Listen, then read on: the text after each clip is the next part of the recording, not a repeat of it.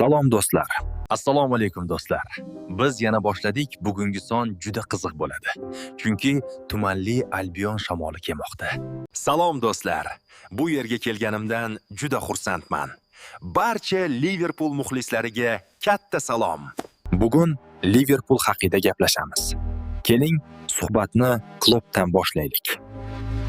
Klopp bu katta shaxs. To'g'ri aytasan. Liverpoolni cho'qqiga olib chiqdi. Quvnoq o'yinlar, tomoshabob taktika, u Liverpoolga yangi qon olib kirdi. Klopp ketganda rostini aytsam biroz ranjidim. Uning ketishi men uchun ham g'alati bo'ldi. Lekin bu klubning o'z tarixi bor. Klopp asosan chiroyli o'yin bilan natija qilardi. Hozirgi zamonaviy futbolda bu juda qiyin. Hozirgi Liverpool holati biroz yoqimsiz, lekin hammasi hali oldinda. Lekin APLda raqobat doim kuchli. Nima ham derdik, omad. Omadning o'zi kamlik qilsa kerak. Omadning o'zi yetarli emas. Ayniqsa Angliyada. Angliyada o'yinlar juda jozibali. Sen uchun eng esda qolarli o'yin qaysi bo'lgan? Men uchun eng esda qolgani 2005-yil Istanbuldagi final. To'g'ri aytasan, o'sha paytda Italiya A seriyasi juda kuchli edi. U o'yin Milanliklar xotirasida ham qolgan. Hozir esa ular kuchli 5likdan ham tushib ketyapti. Rostdan ham shunday. Sen uchun Liverpool afsonasi kim? Steven Gerrard. Gerrard tirik afsona. Yana bir savol. Angliya chempionligi muhimmi yoki Chempionlar Ligasi kubogi? Chempionlar Ligasi menga yoqimliroq. Men ham xuddi shuni tanlagan bo'lardim. Angliyada sizlar uchun asosiy raqobatchi kim? Arsenal, City, Aston Villa ham yaxshi ketmoqda. Chelsea yo'qmi?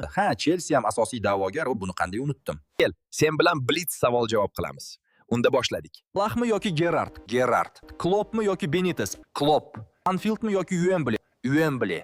APL yoki Chempionlar Ligasi? Chempionlar Ligasi. Hozirgi Liverpoolmi yoki 2005-yildagi Liverpool? Hozirgi Liverpool. Bu yil Liverpool kubok yuta oladimi? Albatta, Pony, hozir biz hamma frontda kurashyapmiz. To'g'ri, imkon bor, lekin o'yinlarda biroz pasayish sezilyapti. Senga ko'ra bu nimadan? Menimcha, yangi o'yinchilarning moslashuvi biroz qiyin bo'lyapti. Sen uchun eng yaxshi transfer qaysi bo'ldi? Masalan, Wirtz'ni aytish mumkin ustamani, lekin unga ham barqarorlik yetishmayapti deb o'ylayman. U baribir yaxshi transfer bo'ldi.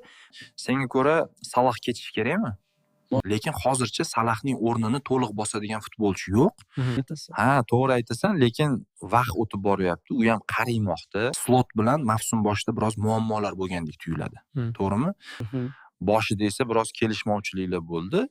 Saudiya Arabistoni pullari uning qulog'iga chalinib turibdi.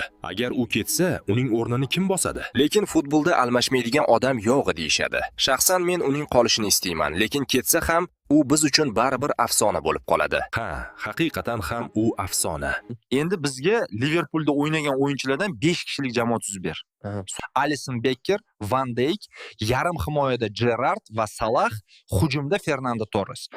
Suarezni kutgandim hujumda. Men uchun Torres kuchliroq. Sizlar qanday jamoa tuzasizlar?